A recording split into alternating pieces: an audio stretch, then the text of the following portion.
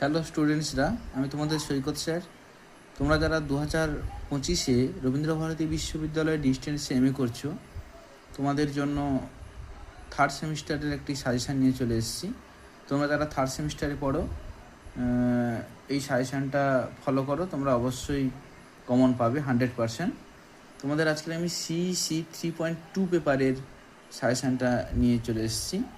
তোমাদের প্রথম মডিউলে আছে গোরা উপন্যাস থেকে আমি 4টে প্রশ্ন দিয়েছি। গোরা চরিত্রের বিকাশ ও বিবর্তনে গোরার চরঘোষপুর যাত্রা ও কারাবাসের ঘটনা তাৎপর্য লেখো। গোরা উপন্যাসের মহাকাব্যত্ব নির্ণয় করো। আনন্দময়ী, বরদা সুন্দরী ও হরিমোহিনী চরিত্রের পরিচয় দাও।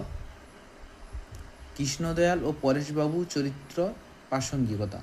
এখানে তোমরা প্রথম প্রশ্নটা এবং 3 নম্বর প্রশ্নটা খুব গুরুত্ব সহকারে করবে, এই দুটো খুব ইম্পর্টেন্ট আছে।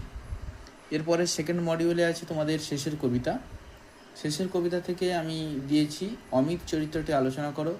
শেষের কবিতা উপন্যাসের নামকরণ। শেষের কবিতা উপন্যাসে ভাষা ও সংলাপ রচনার কৃতিত্ব কেতকী মিত্র চরিত্র। এখানে তোমরা অমিত চরিত্র এবং নামকরণ এই দুটো খুব গুরুত্ব সহকারে করো। এরপরে চলে এসো গল্পগুচ্ছ থেকে তোমাদের অনেকগুলি গল্প আছে, এখানে মোট 4টে দিয়েছি। অতিপ্রাকৃত গল্প হিসেবে কঙ্কাল গল্পটির সার্থকতা লেখো। কঙ্কাল, মহামায়া ও শাস্তি গল্প অবলম্বনে নারী মনস্তত্ত্ব কীভাবে ফুটে উঠেছে লেখো। এটাও খুব ইম্পর্টেন্ট আছে। আর দিয়েছি পঠিত গল্প অবলম্বনে রবীন্দ্রনাথের প্রকৃতি ভাবনার পরিচয় দাও। আর পঠিত গল্প অবলম্বনে রবীন্দ্রনাথের সমাজ ভাবনার পরিচয় দাও। তোমরা প্রথম 3টে করো, এর মধ্যে অবশ্যই একটা কমন পেয়ে যাবে।